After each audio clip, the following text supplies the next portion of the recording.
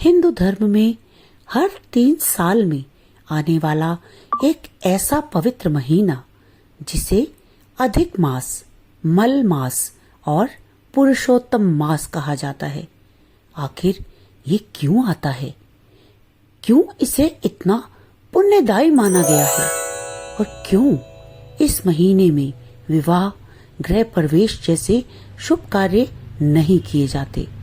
आज के इस वीडियो में हम जानेंगे अधिक मास का वैज्ञानिक रहस्य, पौराणिक कथा, धार्मिक महत्व और इस दौरान क्या करना चाहिए और क्या नहीं करना चाहिए।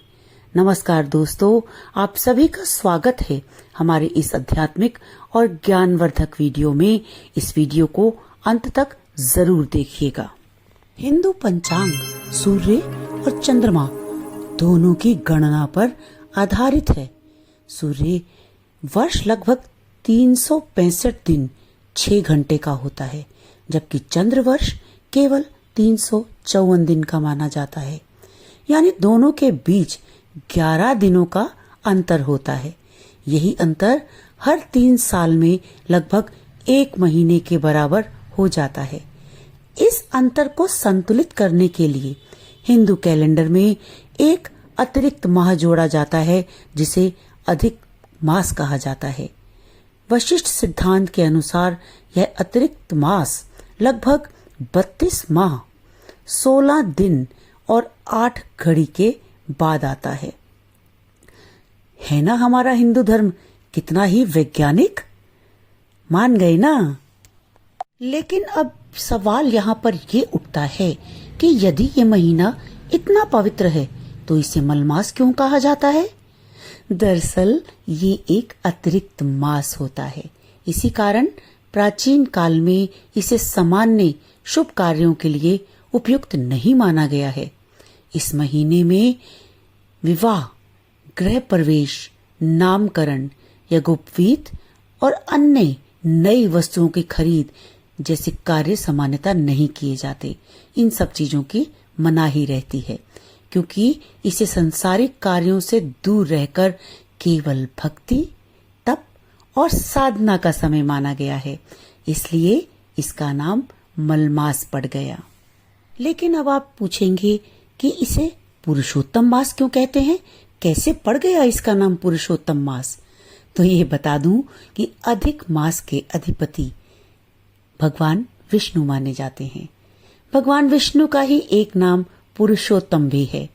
पुराणों के अनुसार जब यह अतिरिक्त मास उत्पन्न हुआ, तब कोई भी देवता इसका स्वामी बनने को तैयार नहीं हुआ।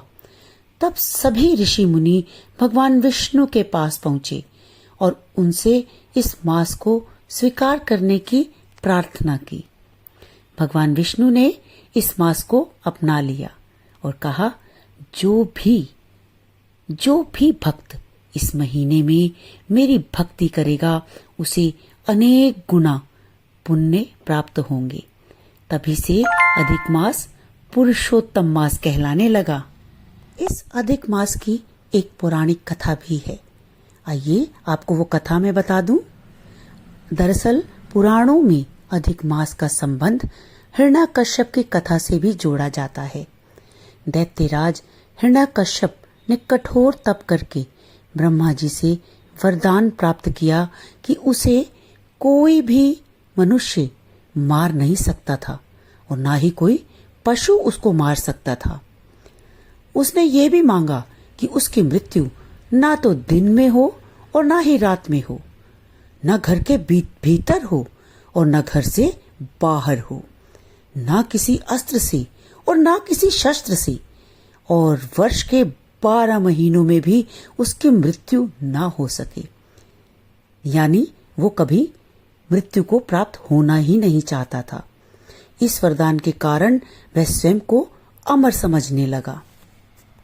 तब भगवान विष्णु ने नरसिंह अवतार लिया, यानी कि ऐसा अवतार जिसमें आधा मनुष्य का और आधा सिंह का रूप था। उन्होंने संध्या समय, यानी न दिन में न रात में, देहरी पर बिठाकर उसको अपने नाखूनों से हिरण्यकश्यप का वध किया। यानी उसमें किसी भी शस्त्र का, किसी भी अस्त्र का इस्तेमाल नहीं किया गया था, ना ही धरती पर और ना ही आसमान में। उसे देहरी पर बिठाकर उसका वध किया। और ऐसा माना जाता है कि ये घटना अधिक मास में हुई थी, क्योंकि हिरण्यकश्यप ने यह भी वरदान मांगा था कि किसी भी मास में उसकी मृत्यु ना हो सके। इसलिए ये मास भगवान विष्णु को अत्यंत प्रिय माना जाता है। लेकिन सिर्फ यही नहीं, इसका आध्यात्मिक महत्व भी है। जी हाँ, अधिक मास का आध्यात्मिक महत्व है, जो कि हिंदू धर्म के अनुसार हमारा शरीर पंचभूतों से बना हुआ है। पंचभूत क्या है? जल, अग्नि, वायु, आकाश और पृथ्वी। और अधिक मास आत्मशुद्धि और संतुलन का समय माना जाता है। इस अवधि में व्यक्ति जप करता है, तप करता है, ध्यान और योग करता है, भजन कीर्तन करता है, धर्म ग्रंथों का अध्ययन करता है। इसी सब करने से माना जाता है कि इस मास के अंदर किए गए सभी धार्मिक कार्यों का फल सामान्य दिनों की तुलना में 10 गुना अधिक मिलता है। यह महीना व्यक्ति को मानसिक, आध्यात्मिक और ऊर्जा के स्तर पर नई शक्ति प्रदान करता है। अब आप जरूर जानना चाहते होंगे कि इतने पवित्र, इतने महत्वपूर्ण मास में, अधिक मास में क्या करना चाहिए। तो आइए जान लेते हैं। पुराणों के अनुसार इस महीने में भगवान विष्णु की पूजा करें। ओम नमो भगवते वासुदेवाय, जो कि विष्णु जी का सबसे प्रिय मंत्र है, इस मंत्र का जाप करें। श्रीमद् भागवत, विष्णु पुराण और देवी भागवत का भी पाठ करें। दान पुण्य अपनी समर्थ के अनुसार अवश्य करें, और जितनी आपकी समर्थ हो उतने व्रत और उपवास रखें। सत्संग में जाएं, सत्संग सुने, भजन और ध्यान करें। कहा जाता है कि इस मास में भगवान विष्णु अपने भक्तों की सभी मनोकामनाओं को पूरा कर देते हैं। इसके साथ साथ हमें ये भी जान लेना चाहिए कि इस मास में हमें क्या नहीं करना है, क्योंकि यह इतना महत्वपूर्ण महीना है। सभी चाहेंगे कि अपना इसमें कल्याण कर पाएं। तो ज्यादातर जो बिल्कुल सामान्य बातें हैं जो कि नहीं करनी चाहिए इस महीने में, वो है इसमें कोई भी विवाह संपन्न नहीं करना चाहिए, गृह प्रवेश नहीं करना चाहिए, बच्चों का मुंडन नहीं करना चाहिए, और ना ही बच्चों का नामकरण करना चाहिए। और जितना हो सके उतना नई वस्तुओं की खरीद से बचना चाहिए। यानी कि सभी शुभ कार्यों से बचने की सलाह दी जाती है, क्योंकि ये महीना सांसारिक सुखों से अधिक आध्यात्मिक उन्नति के लिए समर्पित माना गया है।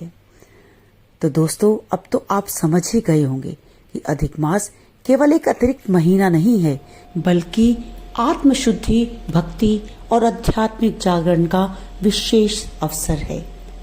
यदि आपको यह जानकारी उपयोगी लगी हो तो वीडियो को लाइक जरूर करें, शेयर करें और चैनल को सब्सक्राइब जरूर कर लें।